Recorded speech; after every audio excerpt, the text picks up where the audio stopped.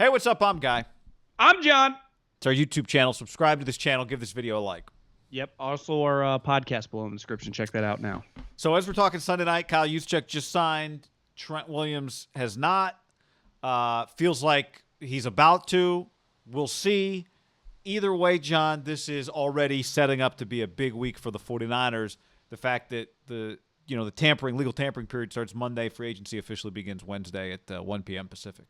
I think the thing that makes this complicated, again, NFL contracts can be a little hollow, but the 5-year, $27 million Kyle Juszczyk got, Trent Williams, the going rate for an offensive tackle, is probably going to exceed for him $20 to $22 million.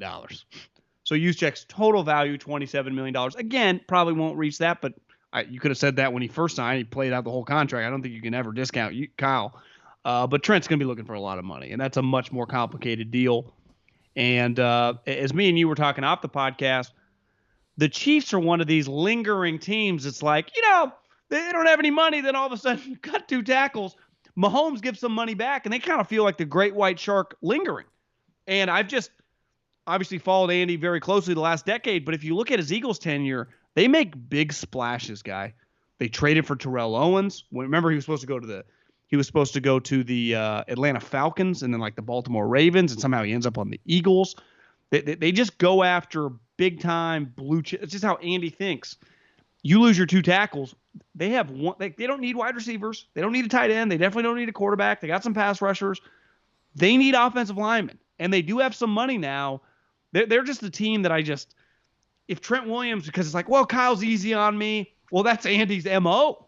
Right, so that's to me a team that I wonder if the Niners are like, God damn, now we got to kind of work with, to kind of fend them off. Because if they didn't exist, I'd feel pretty confident that he'd come back. But I just think they're kind of circling. Yeah, I mean, look, we spent, I think, when Jed York and John Lynch tweeted on Saturday, more of the focus was on John Lynch's tweet, specifically about Juice. But you and I were talking before we were recording, maybe there should be some of the focus on Jed. Is Jed telling us, did Kyle Juszczyk come back in part because of what they paid him, in part because of Kyle Shanahan and John Lynch? Because what we have with him is a player that Kyle Shanahan loved. What we have with Trent Williams is specifically a player that Kyle Shanahan loved and that made the decision when he had the choice, even though he had to be traded, but he dictated terms, to become a 49er. And I would imagine there was some conversation about, is this a one-year thing or not? Because they waived their ability to franchise tag him when they acquired him, which was obviously savvy by him banking on himself. But part of this is Genius.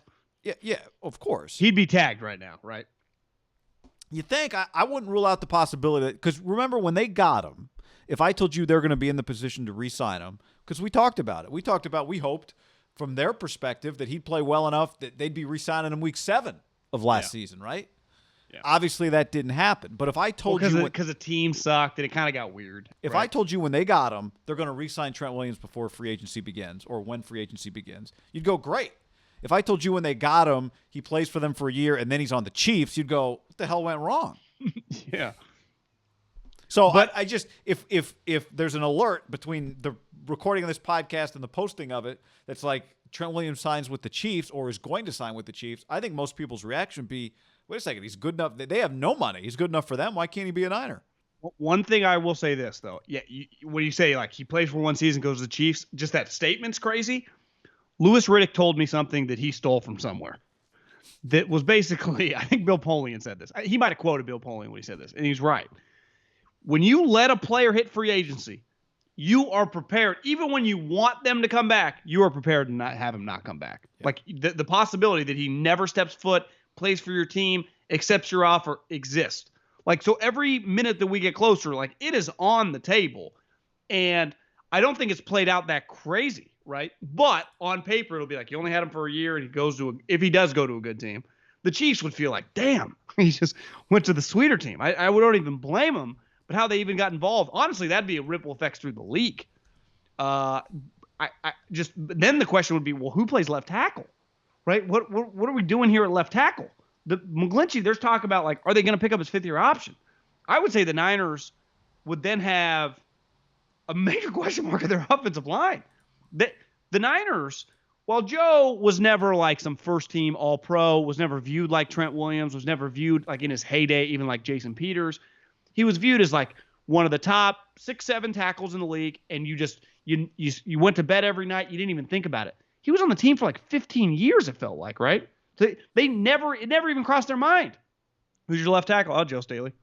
He's a team captain, best guy, one of the league favorite. Everyone loves him, friends with everybody. Stud player, tough, athletic, everything you could possibly want. Like it's also easier in a weird way. They were kind of spoiled. To be fair, sometimes it's easier to keep a player when you don't have a lot of good players on your team, right? The Niners were bad, not always. Sometimes they were good, but they were also bad for a good portion of his tenure as a 49er, right? They were not. Maybe they didn't have to make as many difficult decisions when it came to. Yeah, it was easy, but a left tackle is never a difficult decision. Like you just keep that guy, right? But here we are talking about Trent Williams. It's not because he's not good. But this one, like Joe got drafted here, and then by the time like Harbaugh got here was good. You're right. I mean, they were bad. I think he came in 2007. Him and Willis, they were bad for a couple. I mean, really bad. It was ugly. I just think it gets easier when you draft the guy than when you acquire him like this. And part of the mandate was like, you can't franchise tag me. He's basically telling you like, there's no guarantees here, right? Right. You're not dictating my future just because. And I don't even think he's saying that in a dick way to the Niners. Like, I sat out last year to gain this. I'm coming to you as a discount, which he did because he easily could have gone to Minnesota, who was offering a higher pick and an extension. So I think the Niners are still in good position from what it feels like. But when you deal with $60+ million contracts, I'm talking guarantees. That's just an educated guess, ballpark. They are complicated decisions, right? Like I think Juszczyk, much lower value, their guy for 4 years, had a lot of loyalty for them. The Niners created his wealth, right, when they gave him the big extension. Like he got rich off them. He loves it here. I do think the Trent one is a little. It's a little more one night standy. Like it's not like you've been dating her on and off for a couple years. There's a lot there. This one, I would say one night standy with like a girl from high school that you were friends, like somebody from college, right? It's like they've known each other. They've been friends a long time. They just got divorced from other people. So maybe more weekend standy, more weekend, and then she comes back a couple times. Like I think it's a good relationship. Didn't just meet at a bar, pre-existing. Yeah. You've had a long-standing friends for a long time. You like the other person. Like you're like, I like this person. Yeah, but again, I think we know that Kyle Shanahan values a certain type of person and player to be kind of a pillar in his organization, and that's what makes it unique with Trent Williams. Is I think he thinks he's a good enough player, and he knows. Wait a second, I got all these questions on this roster. Here's a guy that I don't really have that many. We got questions about whether or not he's healthy enough. In 3 years, you wish he was 26. Right, but like if you sign him right now, there's one thing you check off you don't have to worry about. That's why it wouldn't surprise me. You said that Kawakami wrote something about for all the BS with the cap going up and down, the the Niners have cash, right? They're just the rich. Niners have Jed money. And the Niners are rich, yeah. And what they can do is you could give Trent Williams one of these bad boys, right? 5 years, $115 million, $55 million in the first year. Like, at the end of the day, Jerry Jones just said, you know what, Dak? Not only I like you, I'm going to give you $75 million in the first year. Why are you doing that, Jerry? Because I fucking can. And there is a moment, like, could the Niners, their trump card, if they really want to keep him, because you can amortize it. Trent, Taysom Hill got a $140 million fake contract. All these things are fake. The fakest contract that has ever been signed. But you can give someone so much cash up front because that money doesn't hit the cap for that necessarily that year. They could do something like that where the Chiefs go, are we doing something for not our guy? The Niners can really kind of whip their dick out and put it on the table and go, there's a reason the Levi Stadium, and Tim's been writing about this forever, how much revenue they're generating. Yep. We have a ton of cash. And the TV deals are getting signed right now, and people will be in the stadiums by the time. I think they can feel good. Like, we'll be getting our gate by the time football season gets here. People will. Can you imagine how much cash Jed's made in the last 7 years off that place? I mean, I'm sure Tim's done the math. You can estimate it. You never really know. I'm sure it's always higher than you would guess. I'm not questioning Tim's reporting. I've got a couple texts like Tim's a little low from people that would know. Yeah, well, I'm sure he is. I think those estimates are always low because the wealthiest know how to make you think they don't have quite as much as they got. Yeah, and I think you only probably get a good feel for the concerts are. I'm never forget talking to Don Smolinski, the president of the Eagles, and him just kind of just being candid. I don't even think he was thinking. Again, wasn't going to go to the press.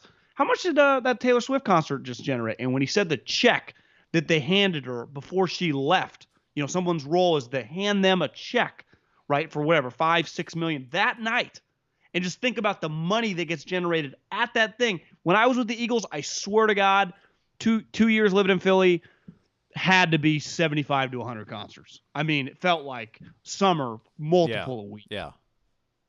And think how Jed had a lot, right? So those concerts, they're making so much money. You could do, to me, it's like if you really want to keep him, you can front load a deal with the bonus while back loading a deal with the cap to make it like, yeah, he ain't leaving.